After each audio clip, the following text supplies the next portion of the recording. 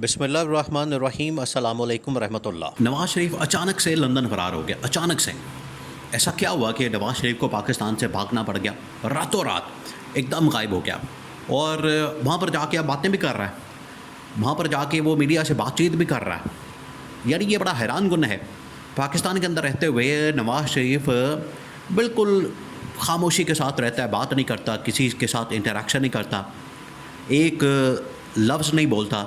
अभी पाकिस्तान इंडिया के दरमियान जंग हुई तो इसमें इसकी इतनी ज़रूरत नहीं हुई, इतनी हिम्मत नहीं हुई कि इंडिया को जवाब दे सके, नरेंद्र मोदी को जवाब दे सके, नरेंद्र मोदी को बेनकाब कर सके। और जैसे ही ये पहुंचा लंदन के अंदर तो इसने जाके वहाँ पर बातें भी करना शुरू करती हैं, कहानियाँ सुनाना शुरू करती हैं, पाकिस्तान की तरक्की बताना शुरू करती है, मैंने क्या किया है, उसने क्या किया, ये सारा कुछ उसने करना शुरू कर दिया। लेकिन अचानक से ये कैसे पहुँचा और वहाँ पर अब उसको किस किस्म के, देखिए ये वहाँ पर उसके लिए बहुत मसाइल पैदा होने वाले हैं। ये अभी नवाज शरीफ को पता नहीं इस बात का। इसी वजह से देखें इमरान खान ने जमाइमा खान को रब्ता किया था अलीमा खान के थ्रू और कहा था कि बरतानिया के अंदर जहाँ पर आपने इमरान खान की खातर इमरान खान के लिए तहरीक चलानी है, इमरान खान के लिए आपने वहाँ पर एक मुहिम चलानी है, PR करनी है, लॉबिंग करनी है, वहीं पर आपने ये जो शरीफ ख़ानदान है, नवाज शरीफ है और इनका जो पूरा ख़ानदान है, इनके ख़िलाफ़ भी आपने भरपूर मुहिम चलानी है और उनको बताना है, दिखाना है कि ये किस तरीके से पाकिस्तान से पैसा लूट के आते हैं, लूटमार करते हैं, करप्शन करते हैं, मनी लॉन्ड्रिंग करते हैं और यहाँ पर आके पैसा बनाते हैं, यहाँ पर आके पैसा लगाते हैं और यहाँ पर आके ये अपना सारा पैसा इन्वेस्ट करते हैं और यहाँ पर आके जायदादें, प्रॉपर्टियाँ बनाते हैं। ये 2 टास्क जमाइमा खान को दिया गया है। अब नवाज शरीफ भागा क्यों? देखिए पाकिस्तान के अंदर एक बात तो आप याद रखें, ये बड़ी बदकिस्मती की बात है, बड़ी बदकिस्मती की बात है कि पाकिस्तान के अंदर ऐसे लीडर हैं, ये नून लीग वाले, पीपल्स पार्टी वाले, शरीफ ख़ानदान वाले, सरदारी ख़ानदान वाले, ये पाकिस्तान में सिर्फ आते हैं इक़्तिदार के लिए, हुक्मरानी के लिए, हुकूमत के लिए, आवाम के ऊपर राज करने के लिए, आवाम के ऊपर रूल करने के लिए। अदरवाइज इनका पाकिस्तान के अवाम से, पाकिस्तान के अंदर होने वाले ईद शबरात से किसी किस्म का कोई ताल्लुक़ वास्ता नहीं होता। आप इससे अंदाज़ा करें, अब बड़ी ईद आने वाली है और बड़ी ईद के मौके पर लोग अपने घर वालों के साथ, फैमिली के साथ ईद मनाते हैं, खुशी महसूस करते हैं और लोग घरों का चले जाते हैं।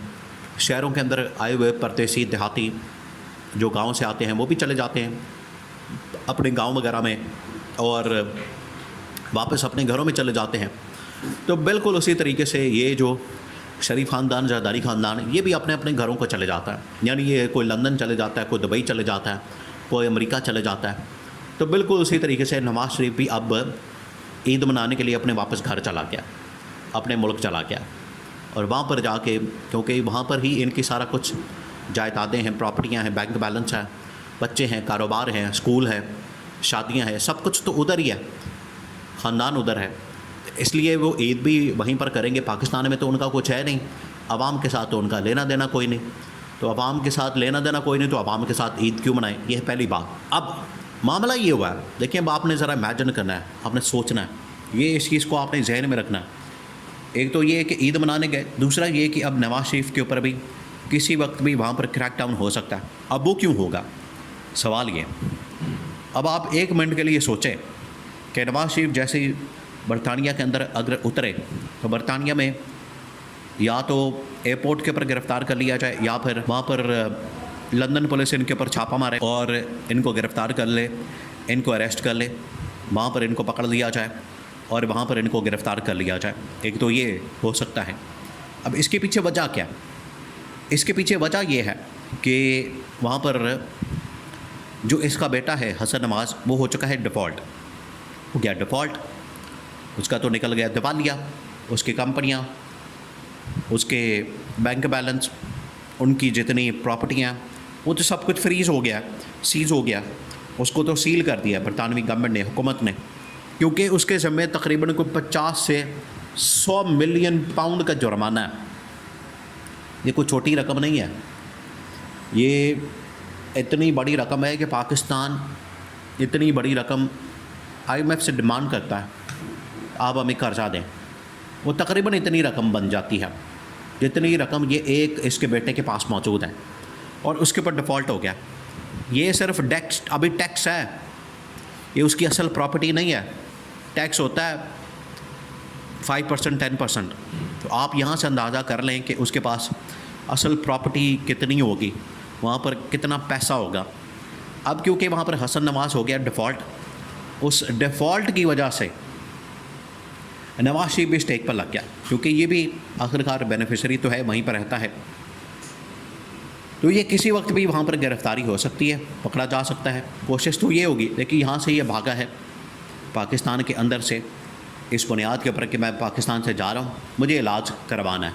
और कौन सा इलाज करवाना है, और जाके वहाँ पर अब तकरीरें कर रहा है, वहाँ पर जाके अब बातें कर रहा है और कह रहा है कि हमारे दौर के अंदर बड़ी तरक्की हुई, हमने J-10C लिया, J-17 लिया, हमने धमाके किए, हमने मिसाइल बनाए, हमने बम बनाए। यानी ये नहीं इन्होंने कह दिया कि पाकिस्तान भी हमने बनाया, बस इसी चीज़ की कमी रह गई है।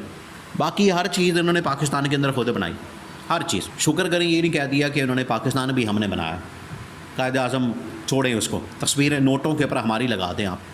ये तो यहाँ तक चाहते हैं, यहाँ तक इनकी ख्वाहिश है कि बस सारा कुछ हमारे खाते में डाल दिया जाए, हमारे क्रेडिट पे डाल दिया जाए और कहा जाए कि सब कुछ जो है वो हम ही करने वाले हैं। जाके वहाँ पर कहानियाँ सुना रहा है, बातें कर रहा है, लोगों को ये फिल्में चला रहा है, ड्रामे सुना रहा है। लोग अब इन चक्करों में नहीं आने वाले, लोगों को पता है हकीकत का, लोगों को सब कुछ पता है। वो जानते हैं कि आपकी कितनी कंट्रीब्यूशन है, आपने कितना कंट्रीब्यूट किया, आपने मुल्क के अंदर कितना काम किया, लोगों को सब कुछ पता है। पुल बना के, सड़कें बना के, उसके अंदर भी दिहाड़ियाँ लगा के, उस साल नहीं निकलता, महीना नहीं निकलता, पुल टूट जाता है, सड़कें टूट जाती हैं, बैठ जाती हैं, कबाड़ा हो जाता है, और आपके बैंक बैलेंस, प्रॉपर्टियाँ और आपका सब कुछ बन जाता है। ये इनको पता है कि हम मुल्क से बाहर जाएंगे तो हमारे साथ जो होनी है, अवाम ने जो करनी है वो पाकिस्तान के अंदर भी, बरतानिया के अंदर भी अवाम तो नहीं छोड़ने वाले। देखिए अवाम तो हिसाब किताब करेंगे। हिसाब किताब करने के लिए इतना डरते हैं, इतना खौफज़दा है, इतना इनको डर होता है।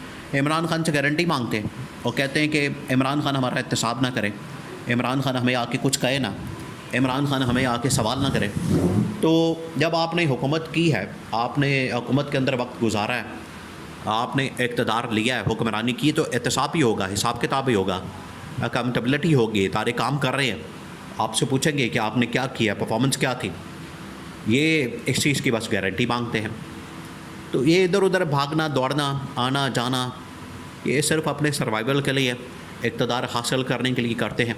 और जब भी इस तरह की खुशी गमी का मौका आता है, ये लंदन भाग जाते हैं।